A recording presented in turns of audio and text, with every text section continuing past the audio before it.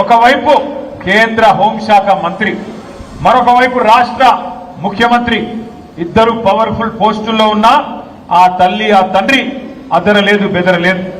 ఇద్దరు కుమ్మక్కై, ముఖ్యమంత్రి కేంద్ర మంత్రి ఇద్దరు కుమ్మక్కై ఆ అమ్మాయికి అన్యాయం చేయాలనుకున్నా ఆ తల్లి తండ్రి వెనుకకు తగ్గలేదు.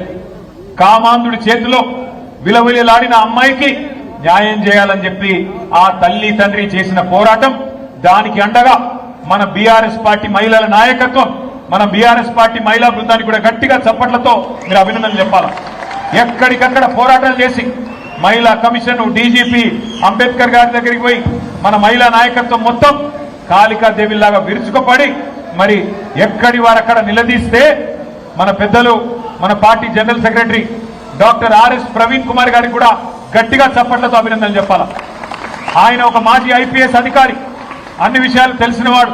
అందుకే గట్టిగా పోరాటం చేస్తే ఆ అమ్మాయి తరపున మన బీఆర్ఎస్ శ్రేణులు కానీ, మహిళా నాయకులు కానీ, విద్యార్థి సంఘాలు కానీ, సోషల్ మీడియా వారియర్స్ కానీ ఈ పోరాటంతో చివరికి నిన్న మరి ఆయన లొంగిపోయిండో, అరెస్ట్ అయిండో ఆ డ్రామా నడుస్తున్నది. కానీ మొత్తానికి ఇవాళ ఆ అమ్మాయికి కొంత న్యాయం జరిగే పరిస్థితి వచ్చింది.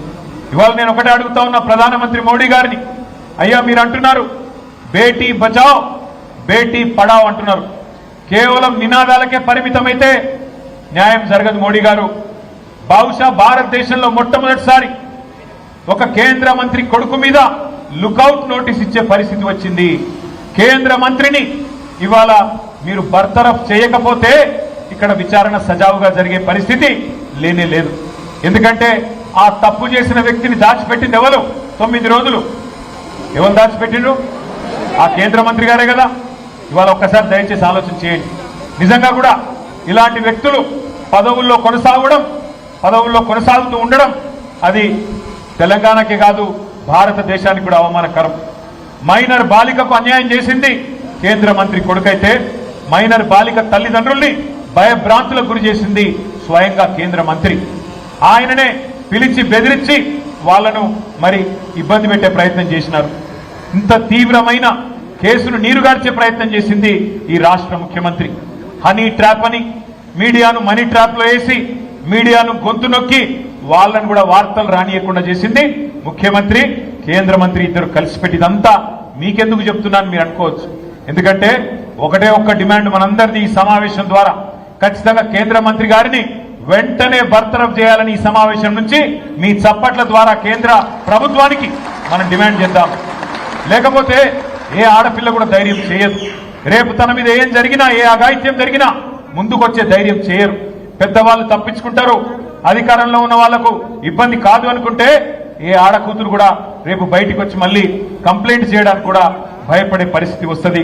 అందుకే కేంద్ర మంత్రిని తొలగించాలే, విచారణ నిష్పక్షపాతంగా జరగాలని చెప్పి కూడా నేను మిమ్మల్ని హృదయపూర్వకంగా విజ్ఞప్తి చేస్తూ ఈ సభ ద్వారా నేను కేంద్ర ప్రభుత్వాన్ని కూడా డిమాండ్ చేస్తా ఉన్నా.